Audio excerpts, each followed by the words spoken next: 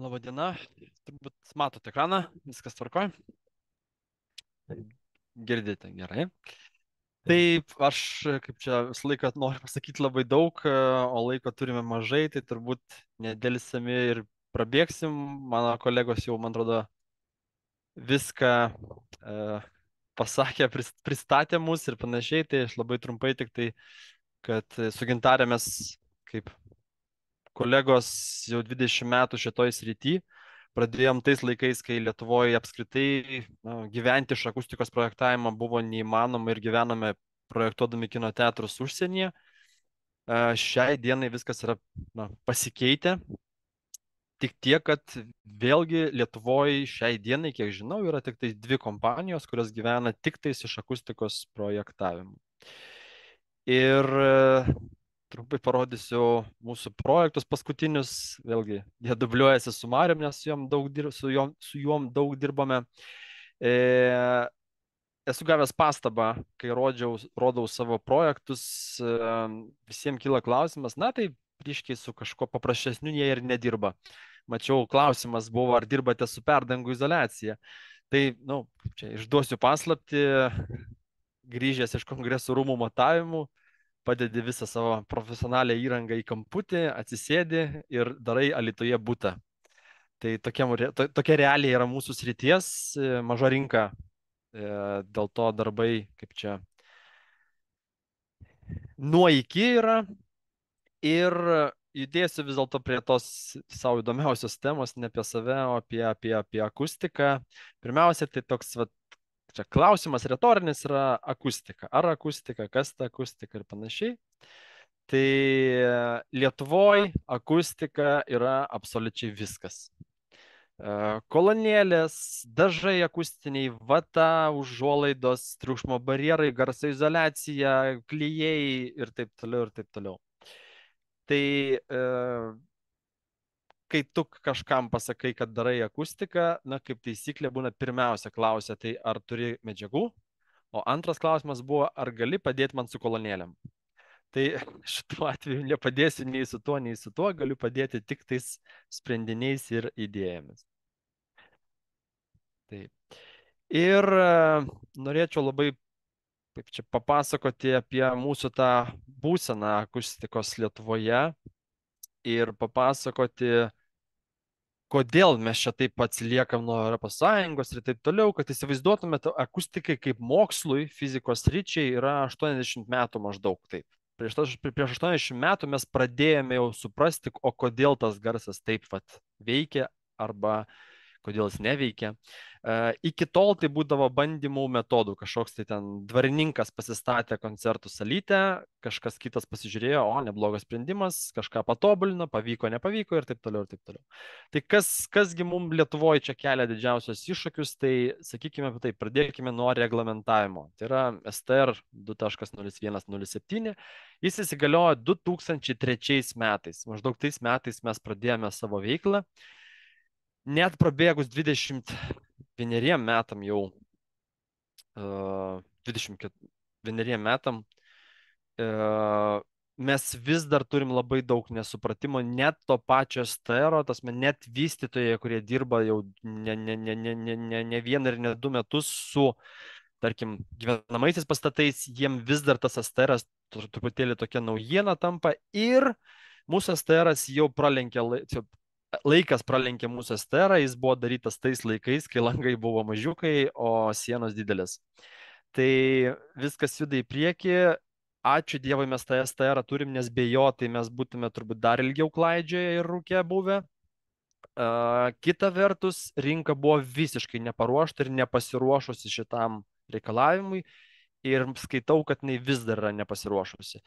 Tai kažkuria prasme laimė, kad profesorius Jaglėtinskis prastumė šitą STR, o vystytojai nesuprato, kas šiandien yra. Nes jeigu jie būtų supratę, tikriausiai lobizmas būtų padaręs savo darbą ir tas STR nebūtų įsigaliojęs, kuris yra beje vienas griežčiausių Europoje. Tai turime atsilikimą nuo Europos, o turime vieną griežčiausių STR tiek reikalavimų, tiek pridavimo procedūromis Europoje. Antras dalykas tai yra edukacija, tai yra švietimo stoka. Aš tai vardinu kaip numeris 1 problemą, viską galima išspręsti švietimu. nereikia reikalavimų, kartais tiesiog reikia žinojimo. Tai švietimas yra šiai dienai labai, labai prastos būklės, todėl kad mokykloje mes šnekame apie fiziką ir garsą, tasme apie bangas ir taip toliau, kas visiškai nesisėja su mūsų būtimi, su mūsų gyvenimu, o akustika yra apie tai labiau. Ir kitas dalykas, tai yra aukštasis mokslas, kur kiek aš žinau, gal mane pataisys kolegos, bet yra tam tikrom sritim šiek tiek akustikos teorijos. Kiek man teko matyti, ta teorija yra labai sausa ir labiau koncentruojasi, pavyzdžiui, statybinė akustika, garso izoliacija. Tai labai dažnai mes susidurėme būtent su profesionalų, šiuo atveju architektų nežinojimu. Ir aš visiškai nekaltinu jų ir nekaltinu jų, nu, tarkim, kaip čia, kad jie neprotingi ar panašiai. Tai yra tiesiog informacijos negavimas. Informacija nebuvo jiems pateikta arba nu, įvardinta. Sekantis yra rinkos dalyviai, tai sakyčiau taip, čia irgi toksai, na, galėtume visi pasitempti.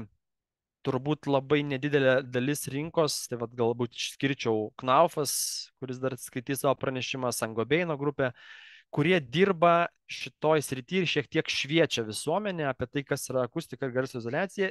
Kita vertus, turėčiau pasakyti, kad vis tiek, na, tai yra verslas, kuris koncentruojasi į savo produktą, o jų produktas apima, na, labai plačią garso izoliaciją arba akustika yra tik dalis viso to. Tai to švietimo iš rinkos labai trūksta, o dar labiau kenkia rinkos nesupratimas ir švietimas neigiama prasme. Tai labai daug tokių yra pardavėjų ir net gamintojų, kurie patys nesupranta savo produkto, ką jie daro ir panašiai. Teko susidurti, pavyzdžiui, Paralono gamykla gamina akustinį paraloną, paskambinau, sakau, gal gali duoti akustinius rodiklius. Tiesiog patį elementariausią dalyką, kas galėtų būti akustiniai medžiagai. Jis sakė, ne, net. Tai būnė. Ir tada vartotojai. Marius jau paminėjo, kad vartotojai tikrai žengia į priekį ir čia matau labai didelį progresą, ypač kokie pastarieji 5 metai. Vartotojai labai smarkiai spaudžia tiek darbdavius, tiek vystytojus, nekilnojamo turto. Vėl bėda, kuri grįžta prie edukacijos, tai yra vartotojai nelabai supranta, jie supranta, kas jiems netinka, jie nesupranta, o ko ir kaip aš turėčiau čia išsireikalauti. Tai ir vėl toks pat klausimas, ar akustika. Tai va čia norėčiau truputėlį giliau ir labiau detalizuoti. Šita skaidrė yra mano visų prezentacijų esmė. Mes stengiamės, kiek galime daryti daugiau mokymų. Ir tiesiog, kai mokymų gale aš išgirstu klausimą ir jeigu tas klausimas nebūna teisingas pagal va šitą skaidrę, aš labai nuliūstu, nes noriu, kad bent tiek išsineštų mano klausytojai. Tai pirmiausia, kas ta akustika? Labai vulgariai šiuolaikiniam mūsų tam buitiniam tam lygmenį. Tai yra garso izoliacija ir yra architektūrinė akustika. Garso izoliacija rūpinasi tuo, kad mes negirdėtume kaimyno. Architektūrinė akustika rūpinasi tuo, kad mes gerai girdėtume televizorių, kad mes raiškiai girdėtume save, muzikantą ir taip toliau. Tiesa, tarp jų dar įsivelia tokia pilkoji zona, tai yra triukšmo kontrolė. Triukšmo kontrolė tai turi ir garso izoliacijos, ir akustikos savybių, ir su jomis, vadinkim, taip yra dirbama. Tai dar kartą norėčiau užakcentuoti, garso izoliacija tai yra kažkas, kas yra kieto, sandaraus, atjungto, žodžiu, amortizuojančio ir taip toliau. Tai yra kažkas, kas yra apie didelę masę ir uždarumą.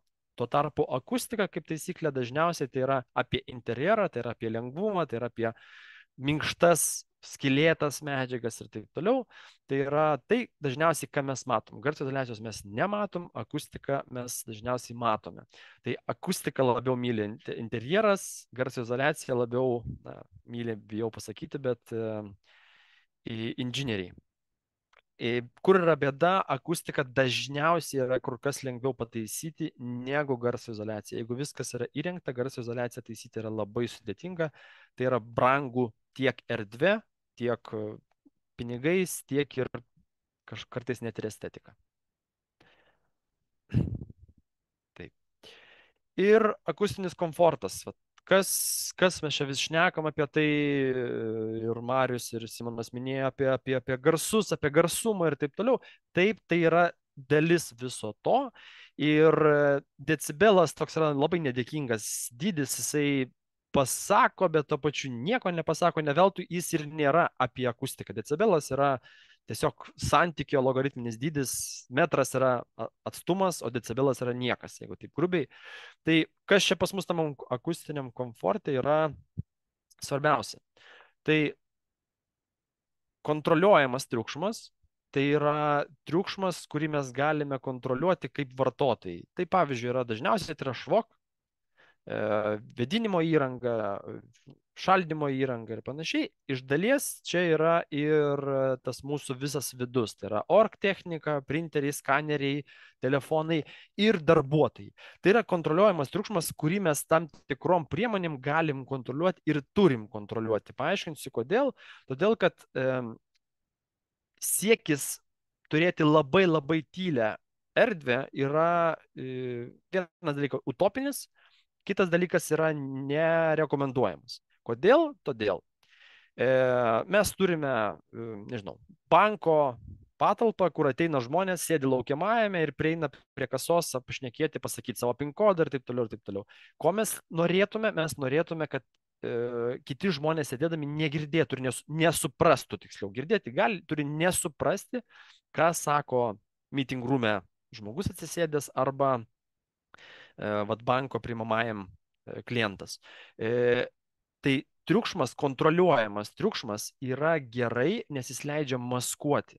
Mūsų ausis yra labai adaptyvios, tai yra superinis dalykas, ką jos sugeba, mes galime 20 decibelų lapų šnarėjimą girdėti ir tuo pačiu stovėti 100 decibelų koncerte ir vis dar, kaip čia, smagiai jaustis. Tai mes prisitaikome ir mes, kaip čia, įtempiam savo klausą ir galime girdėti to, ko kartais nereikia girdėti. Toliau yra izoliuojamas triukšmas, tai yra va to, dažniausiai mums nereikia, nes mes jo negalim kontroliuoti. Tarkim, gatvės, tarkim, kaimyno mes negalim kontroliuoti, kada iš įsijungia, kada išsijungia. Tai izoliuojamas triukšmas yra garso izoliacija nuo lauko per fasadą, nuo kaimyno per vidinės sienas, nuo kaimyno per perdangą ir taip toliau. Toliau yra vibracija, aš kaip juokiuosi, kiekviena vibracija užaugusi nori tapti triukšmu.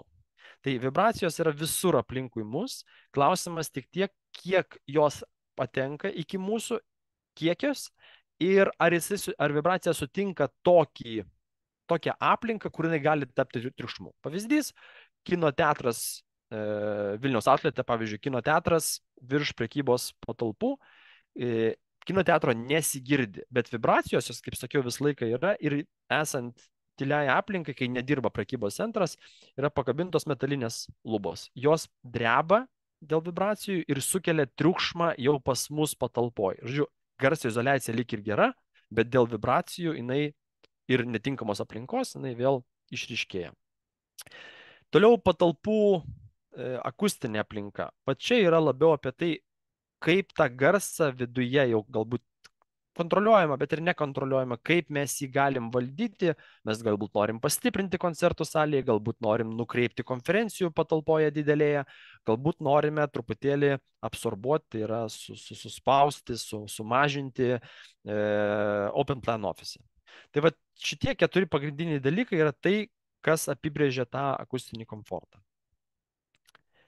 Tai vat, kaip minėjau, dar kartą labai trumpai, garso izoliacija, tai yra smūginio garso izoliacija, vaikštantis žmogus, ore sklindančio garso izoliacija, kalbantis žmogus, struktūrinė garso izoliacija, tai yra, pavyzdžiui, vanduo tekantis per vamzdžius. Toliau, vidaus architektūrinė akustika, tai yra medžiagos arba geometrija, kuri leidžia garsui vienaip ar kitaip skambėti arba neskambėti mūsų patalpai. Ir triukšmo kontrolė, tai yra tam tikri barjerai, kažkokios tai tarpiniai sprendimai, kurie leidžia sumažinti, pavyzdžiui, triukšmo sklaidą. Ofise tai yra iš dalies baldai, pavyzdžiui, su tom uždangom, arba spintos tarp darbo erdvių, gatvėje tai yra triukšmo barjerai ir panašiai. Taip. Ir ateinam čia, kur tikriausiai, ko mes čia susirinkom, iš karto turėčiau nuliūdinti, labai nemėgstu tokių prezentacijų, bet, nu, kartais tenka, kai tu negali iš tikrųjų žmogui pasakyti, ko iš čia atėjo. Tas man negali jam įduoti kišenę vat, viso to sprendimo ir taip toliau. Tai aš tiesiog pabandysiu papasakoti, kaip reikėtų prieiti prie to sprendimo, tos užduoties, kurią jūs norėtumėt turėti ir kuri duoda tam tikras rezultatus. Tai ko svarbiausia mums reikia žinoti, formuojant užduotį, čia jau kalbu grinai apie akustiką. Tai yra pirmiausia, tai paskirtis ir galimos veiklos. Vat Marius rodė prezentaciją kaip labai skirtingos erdvės ir mes turėtume žinoti, ką mes ten juose veiksime. Nes akustikui tai yra labai svarbu, pagal tai jisai renks, vadinkim, savo sprendinius arba duos kažkokius rodiklius užduočiai. Tai tarkim, mokymo paskirties. Ten vyks pamokos. Arba, va, tarkim, labai dažna situacija. Mokymo paskirties patalpos, sporto salė. Sporto salė pagal mūsų STR labai kreivai išrašyta, yra virš 3000 kubinių metrų, joje nereikia nieko daryti. Tai dauguma mūsų, o mes krepšinio tauta, tai mūsų sporto salė yra krepšinio dydžio aikštelės, joje akustikos jums daryti nebereikia pagal STR.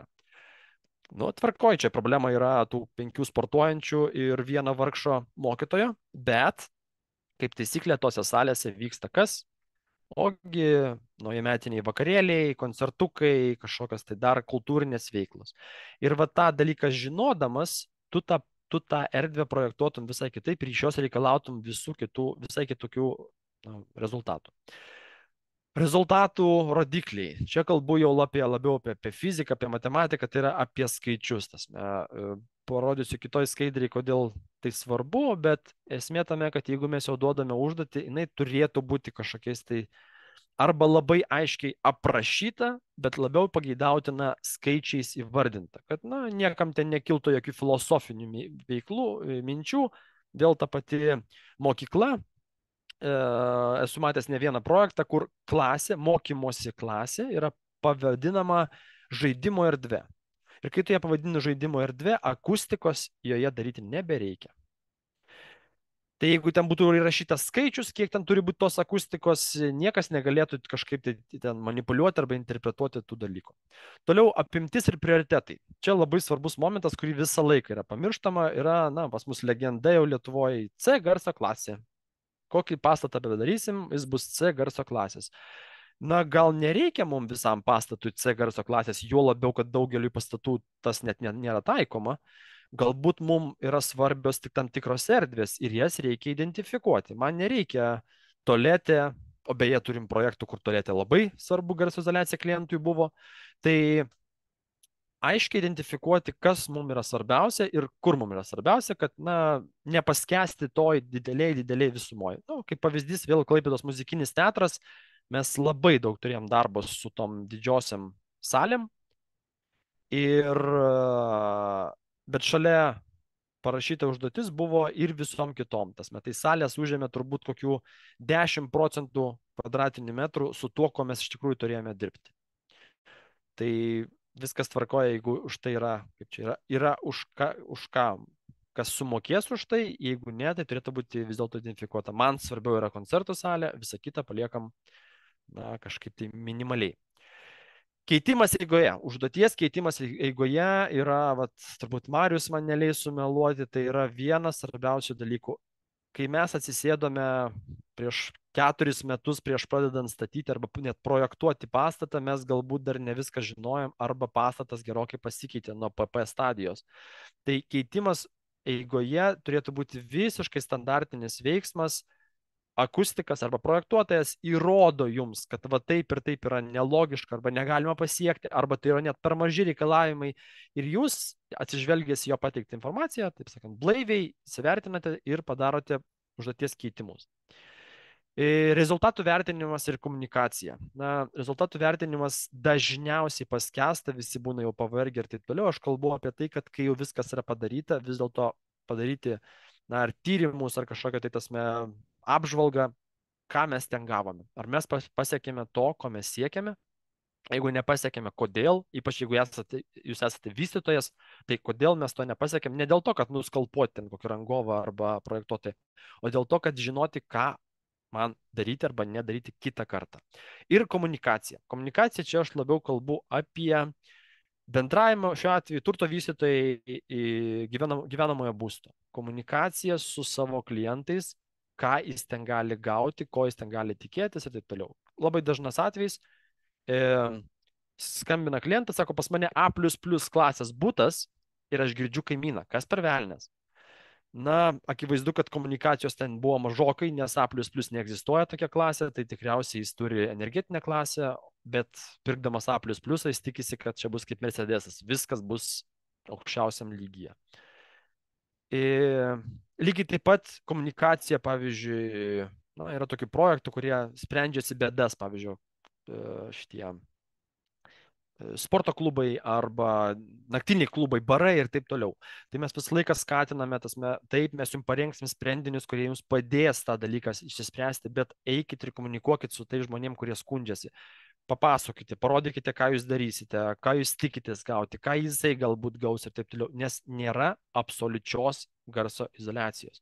Absoliučiai garso izoliacija yra utopija, todėl kad garso izoliacija priklauso nuo to, kas klauso, įrenginys, žmogus su gera klausa, bloga klausa ir ką mes leidžiame už sienos, ne? Diskoteka ar lapų šnarėjimas, o galbūt kosminio laivo pakilimas. Taip. Ir užduoties privalumai, nu, turbūt 90% atvejų mūsų projektų, kurie jau ateina pavėluoti, jau kai viskas vyksta dažniausiai. Tai yra dėl to, kad buvo kažkas užduotyje įrašyta. Nu, kaip aš sakau, kažkas jau geriau negu nieko, bet ir dabar vienas kreipėsi architektas, kuris daro mokyklą ir pasirodo, jis net praleido, yra akustinė užduotis ir akustiniai rodikliai. Jis to nesuprojektavo ir dabar jam reikia greituoju būdu tą išsispręsti. Tai konkreti ir kokybiškai parengta užduotis pritraukia profesionalus. Tai kaip minėjau, jeigu kažkas yra jau šnekama apie akustiką, labai gali būti, kad architektas ar konstruktorius sakys, čia mano žinios šiek tiek šlubuoja, gal pasikvieskime kažką iš ten, nežinau, medžiagų pardavėjų, medžiagų gamintojų, projektuotojų, akustikos ir taip toliau, arba žmonių, kurie bent jau su tuo susidūrė. Tai jeigu to nėra, na, labai tikėtina, kad to profesionalumo šiek tiek pritrūks. Tai papildomi svertai užsakovo rangovo santykiuose. Nu, čia tokie skamba taip jau labai iššaukiančiai, bet iš tikrųjų taip ir yra. Labai dažnas atvejis, užsakovas žino, ko nori, žino, kur jo yra prioritetai ir, tarkim, pastato administracinį pastatą. Jis pamatuoja ir, na, trūksta garso izoliacijos, per maži rodikliai ir taip toliau. Jisai supranta, kad tą ištaisyti jam kainuos erdvę, laiką ir taip toliau, ir jisai sako, nu, matys šunis, bet gerbiamas rangovė, tu čia padaryk klaidą, arba projektuotojau, tu čia padaryk klaidą, gal, žiūrėk, mes ten, tu dabar turimum priekaištų dėl žaliosios zonos įrengimo, tau gavosi brangiau negu tikėjai, gal čia mes viens kitų padengiam. Tai pas mus viskas vyksta labai panašiai, mes, tarkim, vis laiką stengiamės rangovui kažkas tai, na, padaryti nuolaidas ten, kur mes galim padaryti, bet to pačiu už tą nuolaidą kažkur tai, kur mes, tarkim, padarėme klaidą ar panašiai, su rangovu susitarti ir sakyti, žiūrėkite, nu, mes čia, jūs čia ir einame prie to optimalaus rezultato. Didesnės tiekėjų atsakomybės. Labai dažnai tiekėjai, ypač užsienio tiekėjai, neįsitraukia į projektą, vėliau prasideda tokie ten futbolas, kad, na, mūsų ten Dinas Vokietijos reikalavimai yra vienokie, jūsų ten kitokie, čia jūs nieko, nu, nesuprantat ir taip toliau, ir taip toliau. Tai didesnės tiekėjų tos atsakomybės, kai tu turi gerą užduotį, jisai jau negali sakyti, na, tai čia šitą sieną ten bus turbūt gera. Ne, brolytė tas metu, arba yra projektas ir tu pagal jį turi tiekti medžiagas, arba, pavyzdžiui, padaryti pats skaičiavimus, jeigu nori pakeisti medžiagą. Didesnė rezultatų pokyčių kontrolė mažinant kaštus. Ką čia norėjau pasakyti? Klaipėdos muzikinis teatras prieš 7 metus mums parengus techninį projektą atėjo komanda visiem dalim susimažinti 20%. Na gerai, jeigu aš taip čia buvau apdairus ir jau užsimečiau, padariau daugiau negu iš manęs reikėjo ir tai 20% man aš tik tai atstatysiu į tą optimalų rezultatą. O jeigu aš viską dariau sąžiningai ir taip ant ribos, kad nei jūs permokėsite, nei tie sprendiniai bus per aukšti, tai na 20% reikalauti iš manęs gal truputėlį yra nelogiška. Tai kai tu turi rodiklius ir tu paprašai susimažinti kaštus, tau gali ateiti projektuotojas ir sakyti, va žiūrėk, tu paprašai susimažinti 20% kaštų, aš va to rodiklio nepasiekiu ir aš jį susimažinau ten per 5, per 3, per 4% ir panašiai. Tada jūs susėdė ir nusprendžiate, ar tos kaštus mažinam, ar vis dėlto šitoj vietoje jos paliekam. Ir aiškus projektų rezultato vertinimas. Nu, man atrodo, labai svarbu yra, kad ir toj pačiai užduotyje atsispindėtų, kaip jūs, tarkim, jeigu jūs esate vystytojas, arba kaip jums bus, kokie bus taikomi reikalavimai, kaip jūs turėsite priduoti, įrodyti savo darbo rezultatą. Matavimai, ten kažkokie tai ekspertai, kurie atvažiuoja ir nustato ar panašiai. Ar tiesiog pabandėm, gerai viskas, mums patiko, viskas aišku. Tai kaip ir gražu susitarti, bet labai dažnai būna taip, kad prasideda konfliktai, nes aš tikėjausi vieno, gavau kitą, o su akustika ir garso izoliacija čia yra labai labai dažnas dalykas, nes kaip pavyzdys garso izoliacija bute visada yra ta pati frazė, o aš tikėjausi. O ko tu tikėjai? Tai vad, ko tu tikėjai, turėtum apsibriežti užduotį rodikliais, o kaip tu tai vertinsi, apsibriežti pačiu procesu po visko. Taip. Kaip sudaryti užduotį? Tai, nu, čia dviračio neišradau, mano akimis tai yra 3 tokie pagrindiniai būdai, kiekvieni su savo trūkumais ir privalumais, tai yra pasiremti kitų gerąją patirtimį. Na, jūsų ten, nežinau, kitas projektas arba kitas vystytojas darė panašų objektą, gavo rezultatą, kuris jums atrodo priimtinas, galbūt su jumis gali pasidalinti savo užduotimi. Kur yra pavojus? Pavojų parodysiu vieno iš skaidrių, bet tai yra labai dažnu atveju vėl, na, kai tau kažkas kažką paduoda, tu nesupranti, ką paduoda, nebūtinai tu gausi tai, ko tikėjai. Vienas dalykas, antras dalykas, labai dažnai nuo užduoties mes nueiname, kaip aš sakiau, jeigu neturim aiškių gairių, kažkokią vietoj pagerinom, net gal ją tos sprendinius kažkaip pabloginom ir tai nebūtinai atsispindi toj pirminiai užduotį, jeigu tas vystytojas to nedarė nuosaikiai. Pasinaudoti kitų šalių STR-ais, reglamentais ar panašiais dalykais, tai yra, čia jau konkrečiai jums surašiau su tais, su kuriais mes dirbame, kuriuos matom, iš kurių pasiemam dalį informacijos. Mano supratimu, nei vienas iš jų nėra pilnai idealus. Ir iš visų, kaip pavyzdys, Latvijos STR-as, nežinau kaip jie čia taip susigudrino, bet nu labai puikiai apibrėžia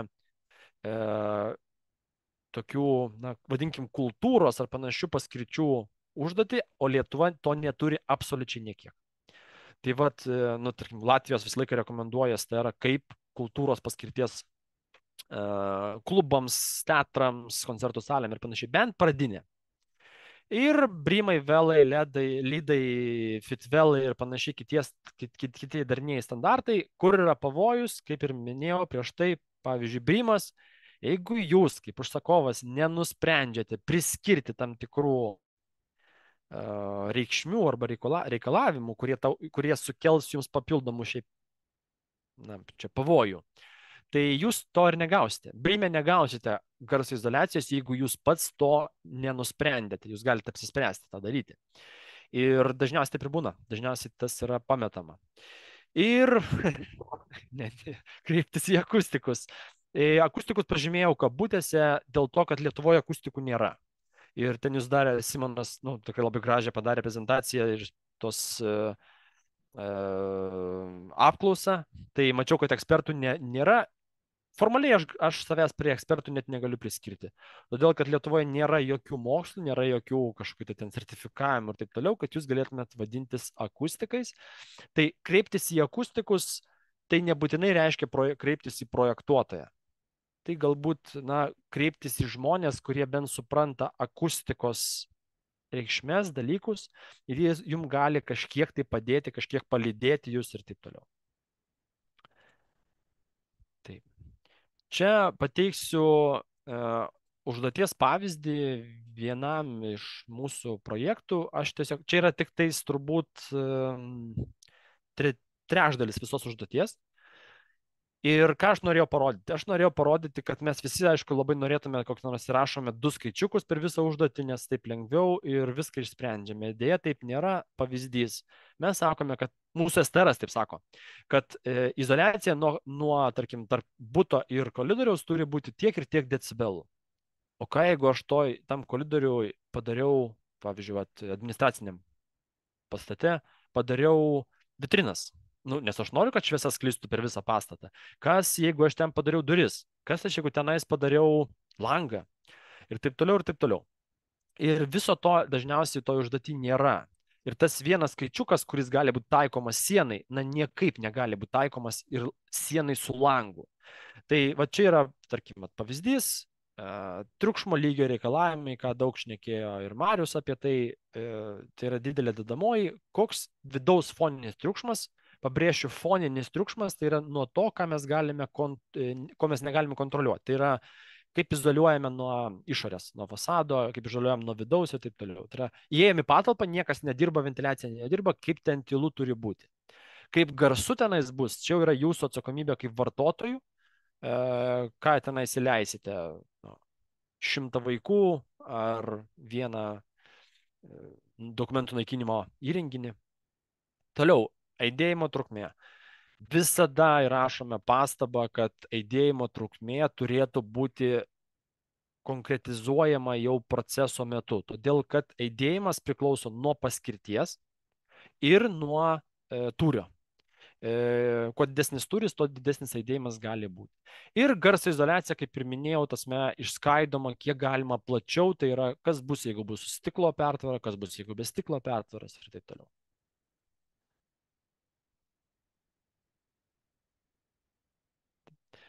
Dažniausios klaidos. Tai vat čia tokia yra, jūs galite ir patys pasiskaityti, necituosiu jau, tokios frazės dažnai būna užduotyje. Ir, na, nepykite, 20 metų patirties man neužtenka padaryti patalpose, na, idealią akustiką. Nežinau, ką tai reiškia, neįsivaizduoju iš tikrųjų. Net nežinau, ką reiškia padaryti C klasę administraciniam pastate.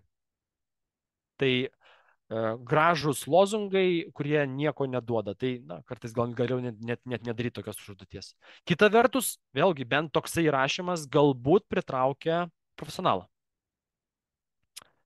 Taip, kita klaida, čia yra citata, paimtas, vadinu, Blue Book virusas. Vienu momentu, kai statėsi vienas labai geras prekybos verslo centras, jisai atsinešė su savim tokia vat užduotį. Šita užduotis yra labai nevykusiai išversta iš norvegų standarto. Ir per visą tą laikotarpį aš praktiškai negavau atsakymo iš kliento, o tai ko tu vis dėlto sieki. Nu, pavyzdys, pavyzdžiui, tarp ofiso ir ofiso izoliacija 37 decibelai. Na, mažokai, bet tebūnie. Bet tarp meeting room ir koridoriaus 32. Kodėl? Nežinau. Tasme, ir, žodžiu, labai daug keistų dalykų, kurie tokie, net neturi savo logikos. Ir tarkim, kas man gali pasakyti, meeting room koridor. Čia 32, čia 42, door to door. Neįsivaizduoju, ką tai reiškia.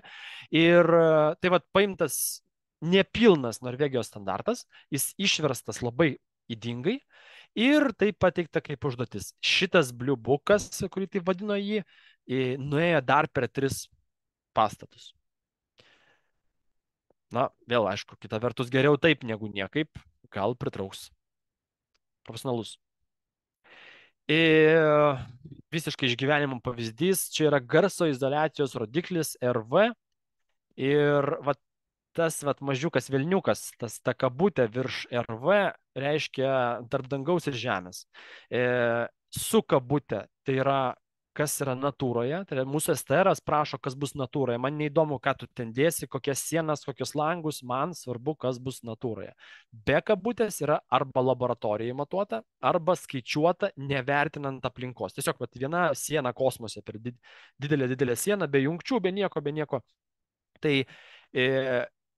kaip pavyzdys, Knaufas dažniausiai pateikinėja RV, tai yra be kabutės, nes viskas taip ir turi būti. Jie daro sieną. Kur jūs ją įstatysite, kaip jūs ją įstatysite ir koks bus galutinis rezultatas yra jūsų atsakomybė.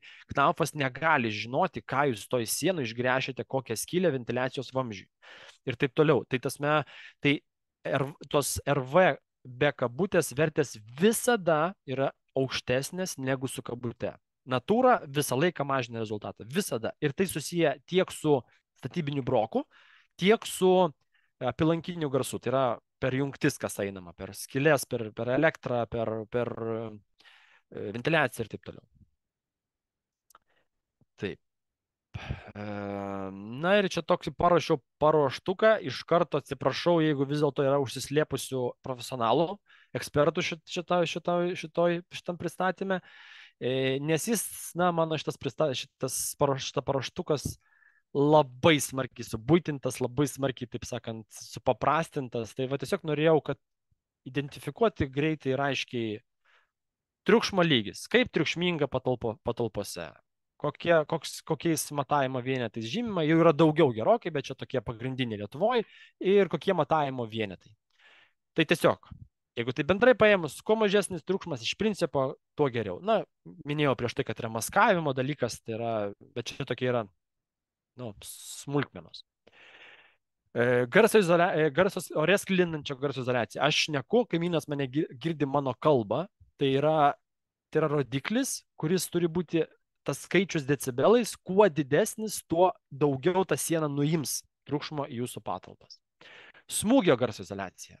Pastoviai susipainiojama, tai yra smūgio garso izoliacija yra atvirkščiai.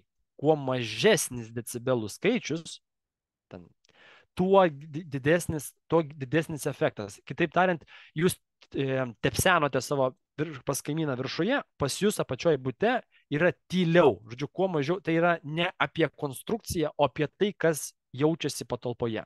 Tai ore sklindančio garso izoliacija yra apie konstrukciją, kiek jinai nuima, o smūgio garso izoliacija yra labiau apie tai, kas liko patalpoje. Ir taip, rodiklio pokytis delta L, delta R ir visi kiti deltos, tai yra kiek pagerėja jūsų, tarkim, ore sklindančio garso izoliacija arba smūginė izoliacija pridėjus kažkokį, tai, pavyzdžiui, gaminį ten ir panašiai. Čia reikia atsargiai, nes labai tie delta išskaičiuojami prie tam tikrų aplinkybių. Tai vėlgi, kuo didesnis tas delta L, delta R, tuo geriau yra.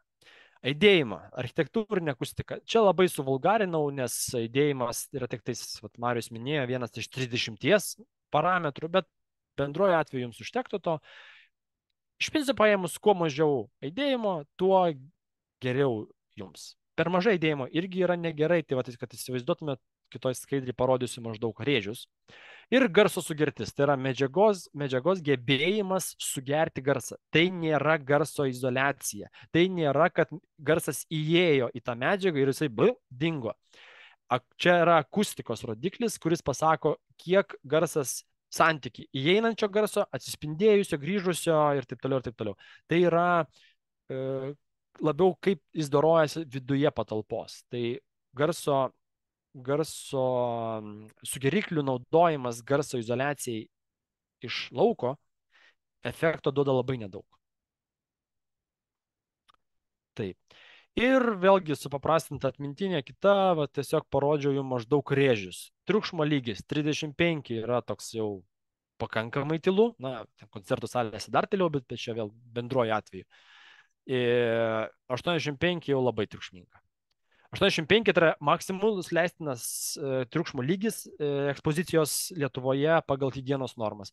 Ir jums tai gali būti keista, bet pagal higienos normas, pagal darbo saugą, higienos normas nenusako šito. Tai yra fabriko darbuotojui ir biuro darbuotojui taikomas tie patys reikalavimai darbo vietoje. Ir nėra jokių kitų reikalavimų. Tai tik tai jūs kaip užsakovas, jūs kaip projektuotojas galite apsibrėžti, o kogi aš to siekiu.